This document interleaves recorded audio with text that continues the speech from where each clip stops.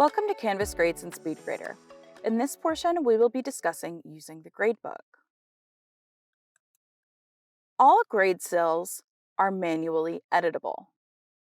By selecting the cell, you can then go in and change the grade.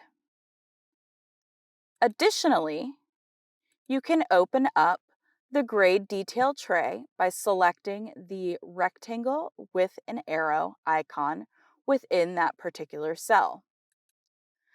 This opens up a side menu which allows you to enter or edit grades, change the status of a submission,